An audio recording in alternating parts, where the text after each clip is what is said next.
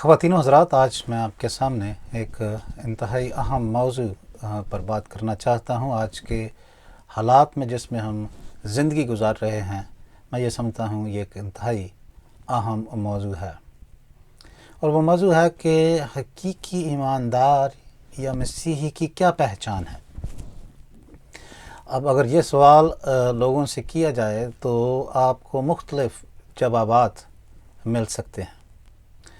کچھ لوگ کہیں گے کہ مسیحی وہ یا ایماندار وہ ہے جس نے بہت سے عقائد یاد کر رکھے ہوں، جس کو رسولوں کا عقیدہ آتا ہو، دعائیں ربانی آتی ہو، وہ بائبل پڑھتا ہو، وہ لمبی لمبی دعائیں کرتا ہو، اور شاید وہ شخص جو ہے اس کو کوئی خاص نعمت ملی ہو، شفا کی نعمت ملی ہو۔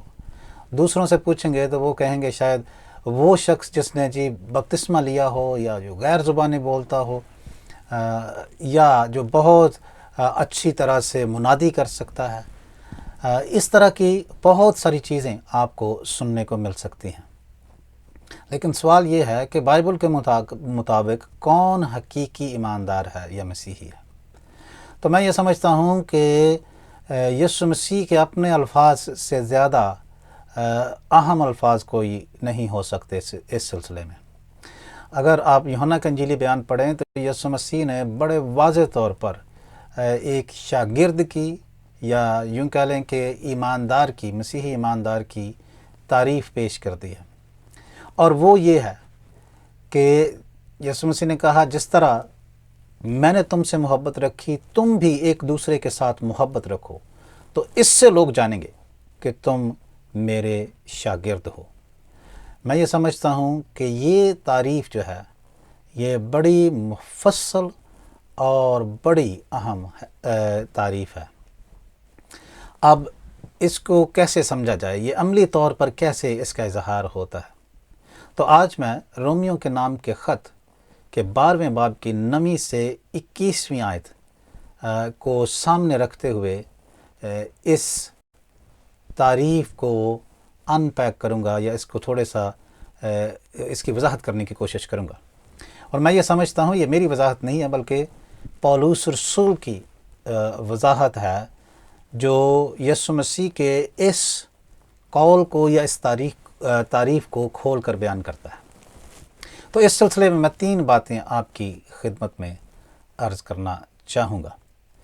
یہ جو حوالہ ہے رومیوں کے نام کا خط 12واں باب، اس کی 9 سے 21ویں آیت، جو قارئین خود پڑھ سکتے ہیں، اس میں پولس ہمیں اس مسیحی زندگی کی تصویر پیش کرتا ہے جس کا ذکر یسوع مسیح نے کیا ہے، کہ جب انجیل ہمارے دلوں میں رچ بس جاتی ہے اور ہمارے ارد گرد کی دنیا کے ساتھ ہمارے تعلقات کو تبدیل کر دیتی ہے، تو وہ پھر کس طرح سے نظر آتی ہے۔ اس کا ذکر پولس اس حوالے میں کرتے ہیں۔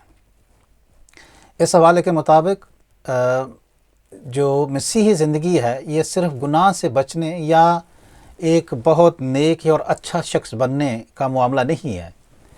یہ محبت کی ایسی ندی ہے جو مشکلات، اظہار ثانی اور ہر صورت میں بہتی چلی جاتی ہے۔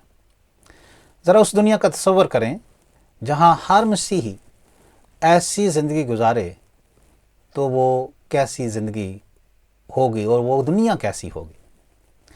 یہ ایک ایسی دنیا کی بات کرتا ہے پولس اس حوالے میں، جو محبت سے بھری ہو، جس میں محبت صرف جذبات پر مبنی نہ ہو بلکہ ایک طاقتور حقیقت ہو جو بھلائی کے لیے کام کرے۔ ایک دنیا جہاں فضل اور شفقت غصے اور کڑواہٹ سے زیادہ طاقتور ہو، یعنی غصے اور کڑواہٹ سے زیادہ پاورفل ہو۔ اس لیے اس متن میں پولس کے الفاظ ہمیں ایک مسیحی زندگی کا ڈھانچہ فراہم کرتے ہیں، اور یہ ہماری روزمرہ زندگیوں میں ظاہر ہونی چاہیے۔ سوال یہ ہے کہ یہ کس طرح سے ظاہر ہو سکتی ہے؟ تو اس سلسلے میں پہلا نقطہ یہ ہے کہ جس محبت کی پولس رسول بات کرتا ہے اس حوالے میں، یہ حقیقی اور ٹرانسفارمیٹیو ہے، تبدیل کرنے والی ہے۔ پولس مسیحی زندگی کی سب سے بنیادی خصوصیت جس کا یسوع مسیح نے ذکر کیا اور میں نے آپ کی خدمت میں شروع میں بیان کیا ہے، وہاں سے شروع کرتا ہے۔ لیکن یہ ایک عام قسم کی محبت نہیں ہے جو ہم اکثر سنتے ہیں اور جس کا بڑی بری طرح سے استعمال کیا جاتا ہے آج کے دور میں۔ پولس ایک ایسی محبت کی بات کرتا ہے جو سچی، مخلص اور کسی دکھاوے کے بغیر ہو، محبت بے ساختہ ہو۔ پولس رسول ہمیں سطحی محبت یا فرضی مہربانی سے آگے بڑھنے کی ترغیب دیتا ہے یا اس کے چیلنج کرتا ہے۔ یہ محبت خدا کی ذات کے ساتھ گہری وابستگی کا معاملہ ہے یا اس کے ساتھ جڑی ہوئی ہے۔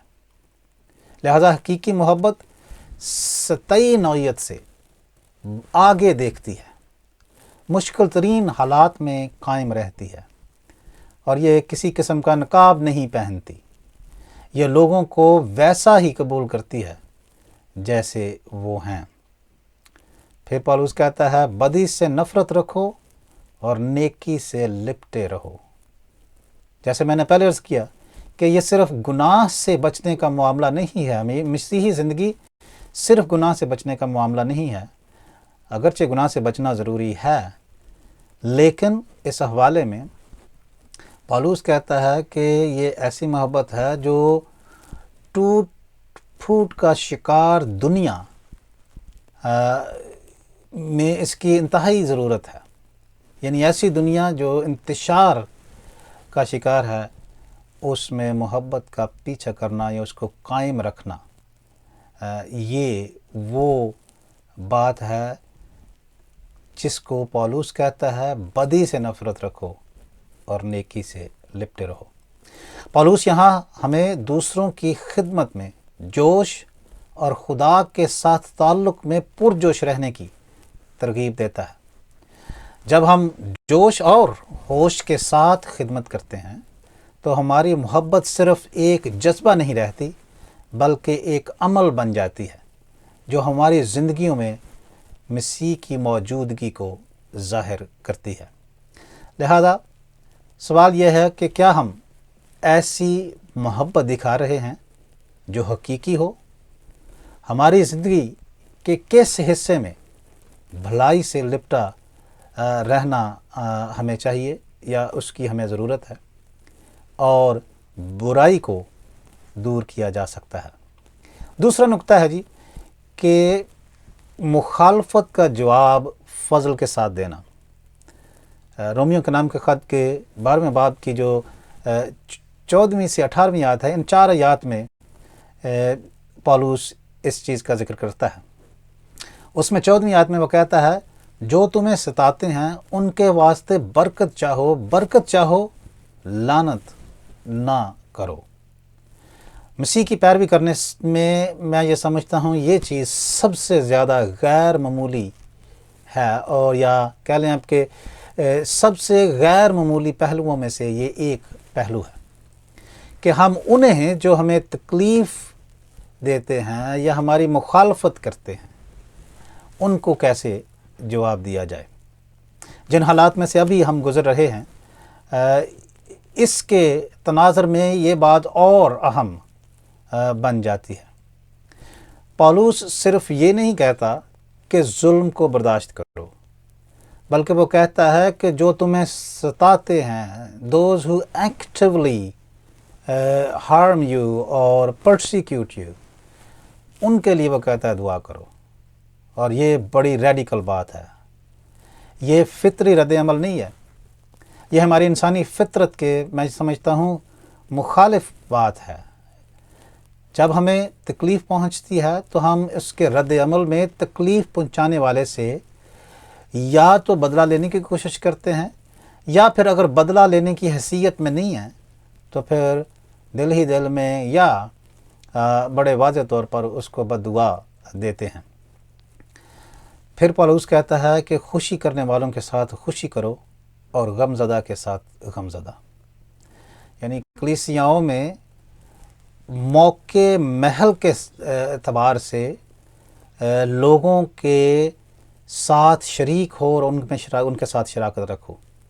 اب یہ نہیں ہے کہ کچھ لوگ جیسے کرنا شروع کر دیتے ہیں کہ جی اگر غم کا موقع ہے تو اس میں جی آپ خوشی کے گیت گائیں کیونکہ ہم ایماندار ہیں، اور اس طرح کی بہت ساری باتیں میں نے سنی ہیں. پالوس کہتا ہے کہ موقع محل کے مطابق عمل کرو، خوشی کرنے والوں کے ساتھ خوشی کرو اور غم کرنے والوں کے ساتھ غم میں ان کے ساتھ شریک ہو. چاہے حالات جیسے بھی ہوں، ہمیں اپنے بہن بھائیوں سے گہری محبت کا اظہار، عملی اظہار کرنا چاہیے. یہ ایک ایسی دنیا ہے جس میں مخالفتوں کے باعث لوگ تقسیم ہو کر رہ گئے ہیں. وہ شاید اپنے خاندانوں میں یا قبائل میں یا قوموں میں تقسیم ہو کر رہ گئے ہیں.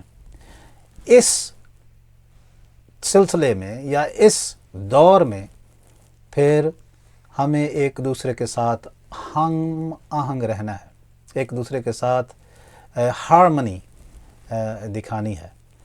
اور میں یہ سمجھتا ہوں یہ ایک بہت ہی پاورفل انویٹیشن ہے، دعوت ہے. انجیل ہمیں انتشار کی جانب نہیں بلکہ امن کی طرف بلاتی ہے، اتحاد کی طرف، تقسیم کی طرف نہیں. بدلے یعنی بدی کرنے کی بجائے، یعنی اگر کوئی ہمارے ساتھ بدی کرتا ہے تو اس کے ساتھ بدی کرنے کی بجائے، یا جب ہماری کوئی مخالفت کرتا ہے یا ہمیں ناانصافی کا سامنا ہوتا ہے تو پالوس کے مطابق اس کا جواب محبت سے دینا ضروری ہے. اور جب ہم یہ کرتے ہیں تو پھر ہم مسیح کے دل کی عکاسی کرتے ہیں. اس کا مطلب یہ نہیں کہ ہم غفلت کا شکار رہیں، اس کا مطلب ہے کہ موقع محل کے مطابق عمل کریں، خواہ وہ عمل کتنا ہی مشکل کیوں نہ ہو یا حالات کتنے ہی مشکل کیوں نہ ہوں. ہمیں اپنی محبت کو حقیقی رکھنا ہے اور غم زدہ کے ساتھ غم زدہ ہونا اور خوشی کرنے والوں کے ساتھ ان کی خوشی میں شریک ہونا، اور بدی کے بدلے بدی نہیں بلکہ مخالفین کے لیے بھی دعا کرنا ہے. تو سوال یہ ہے کہ ہماری زندگی میں کون ایسا شخص ہے جسے ہمیں دعا دینے کی بجائے دعا دینی چاہیے؟ اگر ہم کسی سے فطری اعتبار سے بدلہ لینے کی خواہش رکھتے ہیں تو ہم کس طرح فضل اور ایمان کے ساتھ اس کے ساتھ رویہ رکھ سکتے ہیں؟ تیسری اور آخری بات یہ ہے جی، پالوس کہتا ہے کہ برائی پر یا بدی پر بھلائی کے ذریعے سے غالب آؤ اور برائی کو شکست دو. 19ویں سے 21ویں آیت میں پالوس کہتا ہے، خاص طور پر 21ویں آیت میں کہتا ہے بدی سے مغلوب نہ ہو بلکہ نیکی کے ذریعے سے بدی پر غالب آؤ. پالوس اس حصے کا اختتام ایک خوبصورت یاد دہانی کے ساتھ کرواتا ہے کہ ہم برائی کے سامنے بے بس نہیں ہیں. جب ہمیں ناانصافی، درد یا برائی کا سامنا ہوتا ہے تو رد عمل کے طور پر غصہ، انتقام یا کڑواہٹ سے لڑنا آسان نہیں ہے. میں یہ نہیں کہہ رہا کہ یہ بڑا آسان کام ہے، لیکن پالوس ہمیں سکھاتا ہے کہ مسیحی ہونے کے ناطے ہم برائی کو بھلائی کے ذریعے شکست دینے کے لیے بلائے گئے ہیں. اور یہ انجیل کا مرکزی نقطہ ہے. یہ ایماندار کی زندگی کا مطمع نظر ہے، یا اس کا محور یہ ہے کہ برائی پر بھلائی کے ذریعے غالب آنا. یہی عمل مسیح نے ہمارے لیے صلیب پر کر کے دکھایا. جن لوگوں نے اس کے ساتھ برائی کی، اس نے ان کے لیے معافی کی دعا کی. تو انتقام، بدلہ لینا یا معاملات کو اپنے ہاتھ میں لینے کے بارے میں سوچنا آسان ہے، لیکن پالوس ہمیں یاد دلاتا ہے کہ منصف خدا ہے اور ہم اس پر بھروسہ کر سکتے ہیں کہ وہ پورا انصاف اور عدل کرے گا۔ پھر پالوس کہتا ہے کہ اپنے دشمن کو کھانا دو۔ یہ کچھ عقل کے منافی بات لگتی ہے، لیکن جب ہم اپنے دشمنوں کے ساتھ مہربانی کرتے ہیں تو ہم نفرت کے اس تسلسل کو توڑ دیتے ہیں اور انہیں وہ چیز پیش کرتے ہیں جس کی وہ توقع نہیں کرتے یا وہ جس کے حقدار نہیں ہیں۔ اس کی مثال مسیح نے ہمیں خود صلیب پر دی۔ اس نے دشمنوں کے ساتھ وہ رویہ رکھا جس کی وہ توقع نہیں کرتے تھے، اور میں یہ سمجھتا ہوں کہ فضل بھی یہی ہے، جس کی ہم توقع نہیں کرتے، جس کے ہم حقدار نہیں ہیں، وہ ہمیں میسر آتا ہے۔ تو بھلائی کو عام کرنا اور برائی پر بھلائی کے ذریعے غالب آنا، یا دوسرے لفظوں میں یہ کہہ لیں کہ برائی کو بھلائی سے شکست دینا، یہ مسیحی ایماندار کی زندگی کا خاصہ ہے۔ لیکن اس کا یہ مطلب نہیں ہے کہ ہم درد کو نظر انداز کریں، یا غلطیوں کا کوئی مطلب نہیں ہے، غلطیوں کو ہوتے جانے دیں، بلکہ اس کا مطلب یہ ہے کہ ہم مسیح کی محبت اور فضل کے ساتھ جواب دینے کا انتخاب کریں، جو کسی بھی انتقامی عمل سے کہیں زیادہ طاقتور ہے۔ تو اس تناظر میں کیا ایسی کوئی صورت حال ہے جس میں ہم کڑواہٹ یا انتقام کے جذبات کو دل میں رکھے ہوئے ہیں؟ اگر ہے تو ہم اسے کس طرح چھوڑ سکتے ہیں اور محبت کے ساتھ جواب دے سکتے ہیں؟ میری زندگی میں کون ایسا شخص ہے جسے میرے عمل کے ذریعے فضل کا تجربہ کرنا چاہیے یا اس کو یہ تجربہ ہونا چاہیے؟ تو آخر میں جی، رومیو کے نام کے خط کے 12ویں باب کی 9 سے 21ویں آیت میں ہمیں ایک ایسی زندگی کی دعوت دی گئی ہے جو ہمارے ارد گرد کی دنیا سے بالکل مختلف ہے۔ یہ ایسی زندگی ہے جہاں محبت اور فضل حقیقی ایماندار کی پہچان ہے۔ یہ ایک ایسی زندگی ہے جہاں ہم برائی کو مزید برائی سے نہیں بلکہ بھلائی اور مہربانی سے شکست دیتے ہیں۔ جب ہم ان سچائیوں کو اپنی زندگیوں میں عملی جامہ پہناتے ہیں تو ایک ایسی دنیا جس میں مسیح کو ظاہر کرنے کی اشد ضرورت ہے، یا ایک ایسی دنیا جو مسیح کو دیکھنے کی شدت سے محتاج ہے، اس میں ہم مسیح کے دل کی عکاسی کرتے ہیں ایسی زندگی گزارنے کے ذریعے سے۔ اب یہ آسان نہیں ہے جی، اس کے لیے ہر دن یا ہر روز روح القدس کے سامنے سر تسلیم خم کرنا ضروری ہے، یعنی روح القدس کے سامنے ہمیں سجدہ ریز ہونا اور اس کی مدد کی ہر لمحہ ہمیں ضرورت ہوگی۔ یہ حد کرنا کہ ہم محبت مشکل حالات میں ایک دوسرے سے کرتے رہیں گے اور برائی کو بھلائی سے شکست دینے کا حوصلہ رکھیں گے۔ لیکن جب ہم ایسا کریں گے تو ہم اس دنیا میں تبدیلی کے مؤثر اعلی کار بن جائیں گے، یعنی محبت، امن اور فضل کے علمبردار۔ یہی حقیقی مسیحی کی پہچان ہے۔ اسی محبت کا یسوع مسیح نے ذکر کیا اور اس نے کہا کہ اگر تم آپس میں محبت رکھو گے تو اس سے لوگ پہچانیں گے کہ تم میرے شاگرد ہو۔ تو حقیقی مسیحی کی پہچان کیا ہے جی؟ آپس میں محبت رکھنا۔ یہ ایک طرح سے بغیر کچھ کہے انجیل کی منادی کرنا اور اس کی بشارت کرنا ہے۔ خداوند ہمیں ایسا کرنے کی توفیق بخشے۔ آمین۔